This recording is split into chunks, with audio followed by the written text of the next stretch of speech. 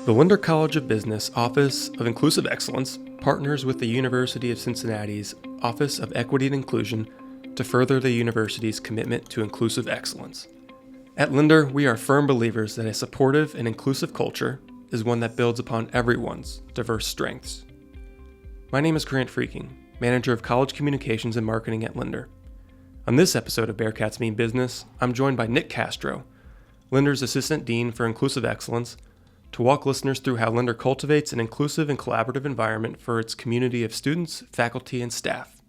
Hi, Nick. Thanks for stopping by the Lindner podcast studio. Hi, Grant. Thanks for having me. Very excited to be here.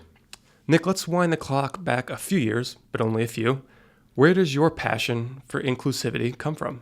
Oh, Grant, that's a great question. And I actually have to wind back quite a few years. All right. Back to the 80s and 90s. But my passion for inclusivity comes from my own personal experience. You know, just like everybody else, our lenses are formed and how we see the world by where we grew up and the people around us. And I grew up on the south side of Chicago, in a very urban environment, typical Chicago news that you see in terms of low income, high crime, that kind of stuff. I grew up with my mom, who is a Mexican immigrant, so very much had that first generation American upbringing, and many of the people in the neighborhood were like that as well. So when I went off to college as a first generation college student, neither of my parents had finished high school, it was culture shock for me. And there was a steep learning curve because I didn't know how to do college, right? And I saw others that did know how to do college. So when I saw that, I realized that there were different areas where I felt like I could thrive, and I knew the rules and I understood the culture and the expectations. That was the area that I grew up in, right? Then you go to college and there's a whole new set of expectations and rules and requirements and ways to act and ways to do things. And I thought, wow, that's hard. That's really hard. What it's led to now, though, is a place where I can live in different worlds, so to speak. Whereas I have the ability to connect with folks who, might have a similar background to me, and then connect with folks that have very professional lives and have gone, had family members go to college and have high advanced degrees. And I have been able to grow and learn from that. So being able to have that experience of growing up in a very unique environment and then going to a new place, and I think college is that place, right, where we first experience those things and see new people and hear new ideas and challenge what we learned as young individuals with our families or in our neighborhoods. So that's kind of where I realized that we all come from different places, we all have different ways of seeing things, and we all have to learn from each other in order to be successful. Sure. Thank you for sharing. I want to push on your educational background a little bit more. What specifically did you study in your college days? And I know you went to law school as well to sort of prepare you for this role. Yeah. So I studied political science, and I don't know that it necessarily prepared me for this role, but the college experience, as I said earlier, prepared me for this role. And some other professional experiences prepared me as well. So I worked at the NCAA for a few years in their Office of Equity and Inclusion, and was able to work to get scholarships and grants to underrepresented individuals who wanted to be coaches and athletic administrators. So another example, going back to your first question of things that made me passionate about this work, we were seeing that student athletes were overwhelmingly from diverse backgrounds, but the leadership in coaching and athletic administration was not reflecting that. So we wanted to make sure we did our part to level that playing field and encourage and promote people from different backgrounds into being coaches and athletic administrators. So I'd say that the college experience itself, outside of the classroom, is really what helped me learning about this area and this job, but it's also those professional experiences early on in my career. Thank you. Well, we're happy to have you at Lindner, and our mission here at Lindner is to empower business problem solvers to tackle the world's challenges. How does inclusion fit into the college's mission and principles? Great question. So when I think of problem solvers, I think of a group. We can't solve problems on our own. Right. We need diverse ideas, diverse thoughts, diverse backgrounds and perspectives to be able to do that.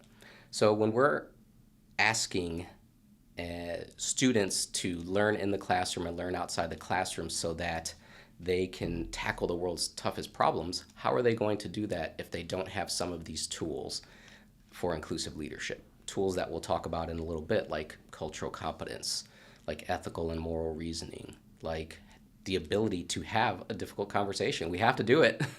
We do. I've learned that not a lot of people, and I wasn't either at a certain point, trained to be able to have tough conversations. And most people try to avoid them. But to be an inclusive leader, we have to be comfortable being uncomfortable and having those conversations. So really, the mission of Lindner is the mission of the Office of Inclusive Excellence.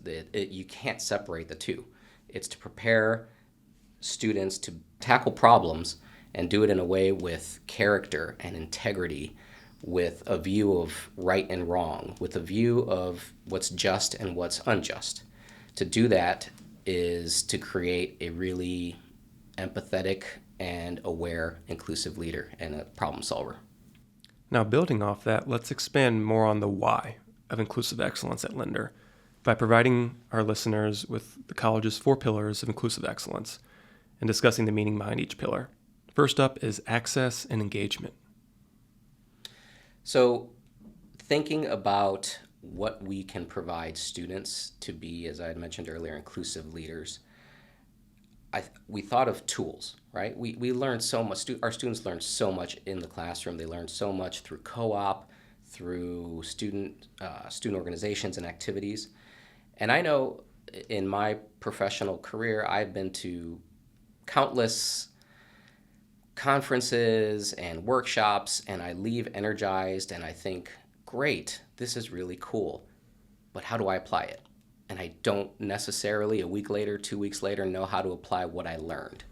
So when thinking of our pillars and our why, again, we are building problem solvers. And to do that, problem solvers need tools. And tools that they can say, oh yes, I actually know how to use them. I learned it in the classroom, or I learned it through some trainings and opportunities with the Office of Inclusive Excellence, and now I can apply it. So the why is really so that we can create a better business world and have students that know how to use these tools to be successful. Successful individually, successful within a community, successful with the teams that they put together. It's really important for them to learn that in order to be successful and to get a return of investment on their hard work here at Lindner. And syncing up with that is our second pillar, cultural competence. So this one's huge, Grant. This one, I think, is one of the biggest. And again, referring back to my story of going from the south side of Chicago to, I didn't say it then, but Ann Arbor, Michigan. It was very different, culture shock. And our students have to navigate different cultures every day. I know when we think of cultural competence, we think of, oh, if I go out and study abroad, I need to learn the history of the country I'm going to and the cultural patterns and things like that, and be able to adapt. And that is important, and it is true. However, culture is in everything, right? Your team, marketing and communications, has a culture that's different from my team, my Inclusive Excellence team. Lindner College of Business has a culture that's different from Arts and Sciences or any of the other colleges here. Yep. One student organization does have a culture that's different from another student organization. So our students have to be able to navigate that effectively, and it's hard. It's hard work. So there'll be times where our students are new to the group and don't understand the rules, the culture of that group. Then there are times where our students are longstanding members, and they have to be the ones to welcome new members and help alleviate that confusion, that shock when you don't understand the cultural norms or the expectations or the requirements. So cultural competence is critical because it's a two-way street. And we're on both sides of those streets at different points in our life. There are times where we, like I said, know the rules and can help people adapt, and times where we don't and need that assistance. So when I engage with students, when my team engages with students on cultural competence, it's really to let them know that, hey, you're doing this every day. You're doing this constantly, daily. And we just want to make sure that you have the tools necessary to do it. We want you to make sure that you are aware of how you view the world, how the lenses in which that you have you see things, know about other people, and then have the skills to be able to interact with others. And it's not rocket science. I wish I could say I was a rocket scientist and my team were all rocket scientists, but it's really, about things like effective communication. Are you actively listening? If you are talking about a different point of view, are you talking to debate and to win, or are you talking so that you can listen and learn? And these are all tools that students need to learn to be culturally competent and to be effective members of the Lindner community. Well, your team may not be rocket scientists, but your work is still very crucial to the college's mission. I appreciate that. Our next pillar is something you've touched on a couple of times already, crucial conversations. Yeah, absolutely. So crucial conversations, I think, is really important as well, because a lot of people are afraid to have difficult conversations. And there are a variety of ways to do it.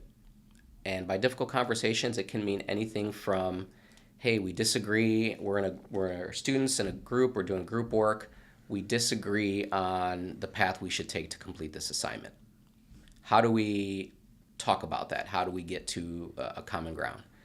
It could be faculty and staff on political issues. We are coming into an election season, and we know there's going to be back and forth about the election and views and things like that. So how do we have those conversations and do it in a way that is not detrimental to the Lindner community, and in a way where we all still feel like we can share our opinion and be safe and heard and listen to others as well. All right. Final pillar, ethics. Yeah, that's a good one too. Of course, I'm a little biased, so I think they're all good ones, but ethics is important in thinking about how we approach those problems. If you connect it all the way back to a few questions ago, and the mission of Lindner, the mission of our office, it's to help promote effective business problem solving and business problem solvers. Right. And to do that, you have to look at those problems, again, through a lens of character, through a lens of integrity. You have to look at those problems in a sense of right and wrong. And specifically from our inclusive excellence lens, look at those problems from a just or unjust perspective. So talking about ethics and moral dialogue and moral reasoning really just puts a spotlight on students and helps guide them to think about how they approach the problem and what layers of things they need to analyze to be able to do that. But you put all those things together, right? The cultural competence, the crucial conversations, the ethical and moral reasoning, and you've got that toolkit for students to be able to tackle some of those tough challenges and tough conversations and tough situations that they're in where they don't know the rules, where they don't understand the rules or requirements. It's really all about having our students prepared when they leave Lindner. Absolutely. Now let's help our listeners visualize those 4 pillars you just talked about. What are some ways for alumni, Lindner stakeholders in the community to see these 4 pillars in action? Grant, they just have to engage with our students.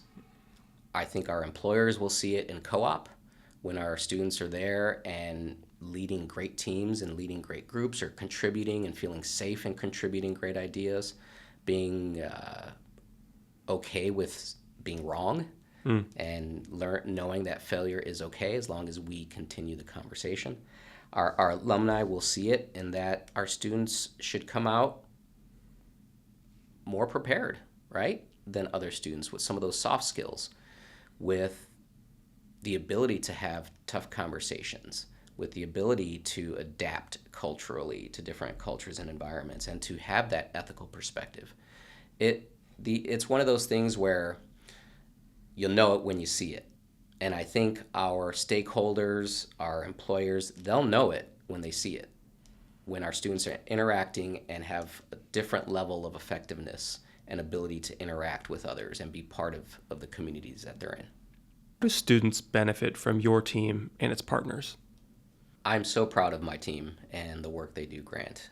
We provide wraparound services for students, particularly students from different backgrounds, different experiences. We are able to support them academically, socially.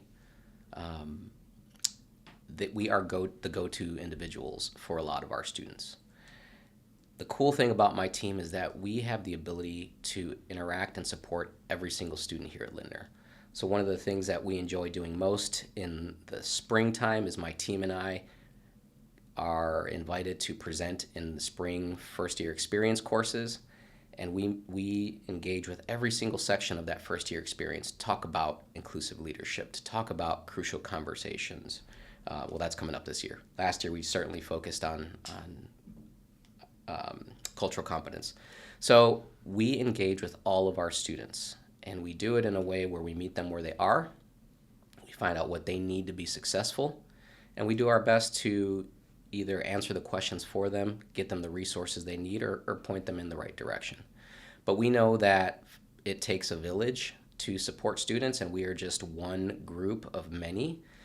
And I'm always proud of all the stakeholders we have here at Lindner, from academic advising to career services, that make that village, to graduate programs, that make that village to support our students. And we develop those one-on-one relationships with them, and they know that we've got their back.